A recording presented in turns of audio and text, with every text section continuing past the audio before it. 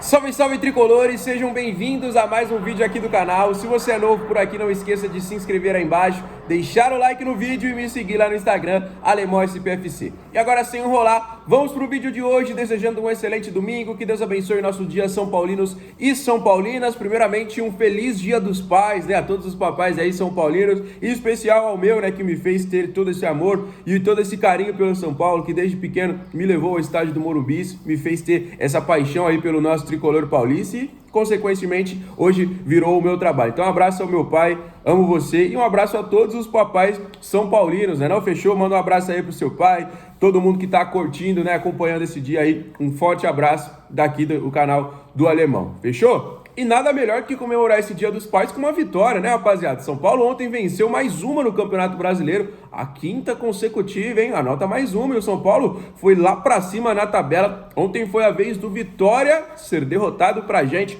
2-0 no estádio do Morumbi, primeiro gol do Bobadilla, né, que tá vivendo uma fase artilheira aí, né, nos últimos dois jogos do Brasileiro foi dois gols, né, um contra o Internacional, aquela chapada, e ontem de esquerda, após uma jogada trabalhada pelo Mike, pelo Rodriguinho ali da direita, né, que tocou para trás, o Bobadilla chegou chapando, fez 1-0. E depois, no segundo tempo, quase no finzinho da partida, após um escanteio, o São Paulo tá aproveitando bastante essas bolas paradas aí, o Ferrarese foi chutar, a bola sobrou pro Sabino, que só empurrou pro gol. E conta mais uma assistência pro Ferrarese, hein? 3 assistências nos últimos 3 jogos de Campeonato Brasileiro pro zagueiro Ferrarese. Tá jogando demais, hein? Pra quem não se lembra, ele deu aquela assistência linda contra o Fluminense pro Gonzalo Tapia, né? Que ele roubou a bola e meteu em profundidade. Deu assistência contra o Internacional pro Bobadilla, né? Que ele rolou para trás, Bobadilla chapou e deu assistência, né? Que contou assistência pro gol do Sabino ontem, né? Então, 3 assistências para 3 partidas no Campeonato Brasileiro pro Ferrarese. Então, São Paulo vivendo uma fase muito boa no campeonato, apesar da eliminação na Copa do Brasil. Mas agora, como eu falo sempre, não adianta só ficar chorando leite derramado. Vamos focar na Libertadores. O time tá bem, o time tá engrenado. Na Copa do Brasil foi um azar muito grande a expulsão cedo, e eu ainda acho que mesmo com um a menos a gente poderia ter avançado. Faz parte. A gente não tinha elenco para 3 competições. Nós sabemos disso. Então agora, foco total. Campeonato Brasileiro, lá em cima. Libertadores, já é o próximo jogo. Nesta terça-feira, meu amigo, tá chegando. Para você que acha que vai demorar, daqui 2 dias. Depois de amanhã, o São Paulo entra em campo pela Libertadores. Terça-feira contra o Atlético Nacional, lá. E depois, na outra semana, aí, meu amigo, é Libertadores no Morumbi.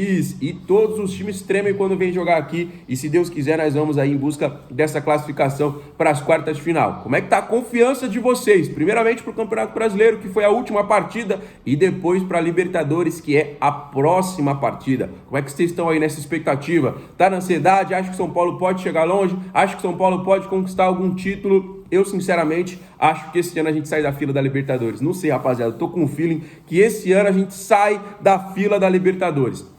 O Campeonato Brasileiro acho que foi um pouquinho distante porque nós começamos mal, né? Agora com o Crespo, né? Já são 5 vitórias engatadas, assim, logo numa sequência. Mas eu acho que a gente tá um pouquinho distante do brasileiro. Não devemos aí deixar totalmente de lado, mas eu acho que a gente já atingiu uma gordura, né? Porque nos últimos anos, São Paulo tava cometendo um pecado aí de focar nas Copas. Aí a gente caía na Copa do Brasil, caía na Libertadores. Quando ia olhar pro brasileiro, tava lá embaixo. Então esse ano não está acontecendo isso. O primeiro turno está praticamente aí no seu encerramento e a gente está com uma gordura muito boa ali na parte de cima. Não estou falando que a gente já escapou, tem que pensar em rebaixamento, nada disso. Mas vamos focar na Libertadores, essa é a minha visão. E no Campeonato Brasileiro a gente tem uma gordura boa, 5 vitórias consecutivas na parte de cima ali, próximo ao G6, lutando ali contra essas equipes. Acho que tá legal, a Libertadores pode ser o nosso foco total. Tivemos o retorno do Lucas Moura, finalmente, né? Entrou em campo aí muito bem. Ontem tivemos grandes entradas. Primeiramente, os jogadores titulares estavam muito bem, mas aí entrou o Lucas, né? Que depois de muito tempo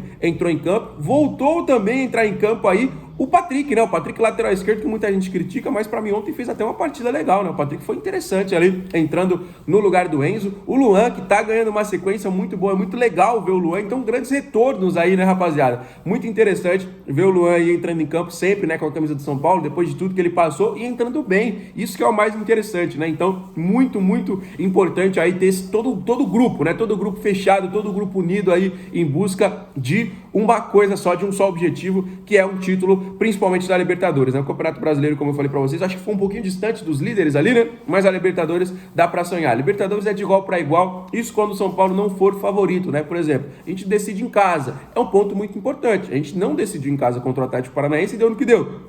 Acho que a gente poderia ter classificado?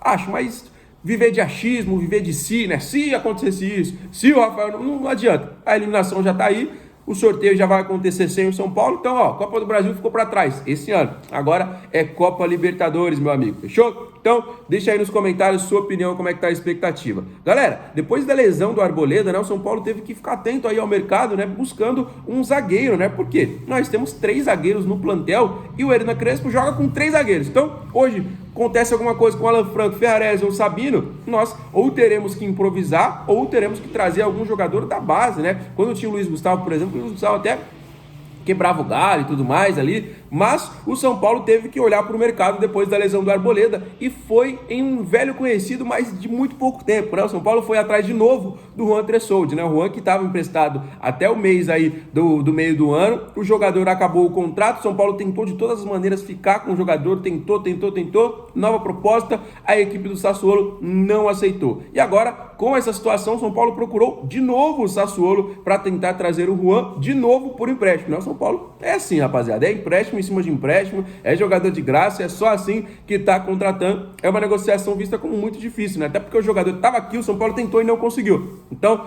é uma dificuldade muito grande.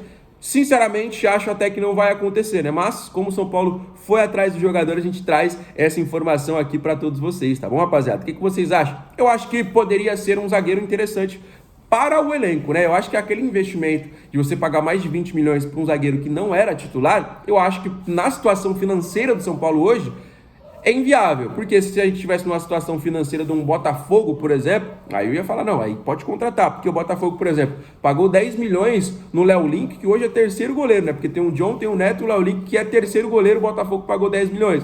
São Paulo não se permite hoje pagar 20 milhões num zagueiro reserva, né? Então, porque a zaga titular é Arboleda, Ferrarese e Alan Franco. Então, rapaziada, eu acho que era um investimento alto. Se você trazer para um novo empréstimo, mais uma temporada, tentando empurrar isso aí eu acho que beleza. O Juan pode ser um zagueiro interessante, já conhece o grupo, já conhece todo o elenco, estava até ontem, entre aspas, aí no nosso grupo, já é um cara que já chegaria adaptado, já chegaria com toda a moral do clube, chegaria com o Hernan Crespo, né? A gente sabe que é um treinador novo, né? Ele tinha trabalhado a última vez com o Zubeldia, mas ia se adaptando aí e eu acho que ele, inclusive, minha opinião é que ele é melhor que o Sabino. Então, eu acho que a gente daria até um upgrade nessa zaga aí. Mas temos zagueiros da base que a gente tem que ficar de olho também. Vai que aparece uma oportunidade, você já tem que conhecer. A gente vai falar agora do Igão, que é, entre esses zagueiros aí dessa última geração, o melhor. Zagueiro para a seleção de base, zagueiro que já treinou muitas vezes com um profissional, ainda não conseguiu tirar oportunidades, alguns minutos e tudo mais, mas é um zagueiro que entre todos é o que mais aparenta ser um qualificado aí da bola, né, rapaziada? Porque é um zagueiro muito bom, é um zagueiro que é alto, que é muito bom no jogo aéreo e que tá esperando oportunidades. Ele tá ali treinando, tá jogando muito bem no Sub-20, fez gols, inclusive, importantes na equipe Sub-20 e pode ser um zagueiro aí que pode aparecer nos profissionais. Então, para você já ir se habituando nos próximos jogos, por quê? Vai ter Campeonato Brasileiro e Libertadores. Então o Crespo, em algum momento, vai ter que mesclar o time. Como, por exemplo, foi ontem. O Mike ontem foi titular, jogou os 90 minutos e, para mim, foi muito bem. Então, essa mescla aí com esses jogadores da base, dando oportunidade para todo mundo, eu acho muito importante. O Mike, para mim, correspondeu demais ali na lateral direita, não comprometeu, levou um cartãozinho amarelo ali que acho que poderia ter sido evitado, mas faz parte, futebol é isso aí. Então, nesse momento, por exemplo, teve o Mike na direita e teve o Patrick na esquerda. Será que a gente não tem que contar com a base? É óbvio que a gente tem que contar com a base. E nós temos muitos jogadores bons em Cotia. Esses jogadores precisam, primeiro, ter oportunidade e quando eles tiverem oportunidade, eles precisam estar preparados. Eu acho que o Igão vai ser uma boa surpresa. Muito bom jogador aí que, mano, dos melhores que surgiu na zaga do São Paulo nessas últimas gerações em Cotia, um zagueiro muito falado, já procurado, já consultado pelo futebol europeu, inclusive. Então, é uma situação que pode acontecer em breve. Então, para você já ir se acostumando com o nome, é o zagueiro que pode aparecer nas próximas partidas. Provavelmente, inclusive, contra o Sport, rapaziada, porque nós joga contra o Atlético Nacional terça-feira e final de semana pelo Campeonato Brasileiro tem jogo contra o Sport e a expectativa é de que tenhamos um time totalmente diferente, podendo aparecer, inclusive, aí uma grande surpresa que nós vamos soltar nos próximos vídeos, tá bom? Então, já fique ligado. Então, se você é novo aqui no canal, não esqueça mais uma vez de dar uma moral pra gente, se inscreve, deixa o like todo mundo que tá assistindo, os comentários e mais uma vez um grande feliz Dia dos Pais aí para todos vocês, papais e filhos, né, São Paulinos que também vão comemorar esse dia, fechou? Fiquem com Deus, um grande abraço, valeu!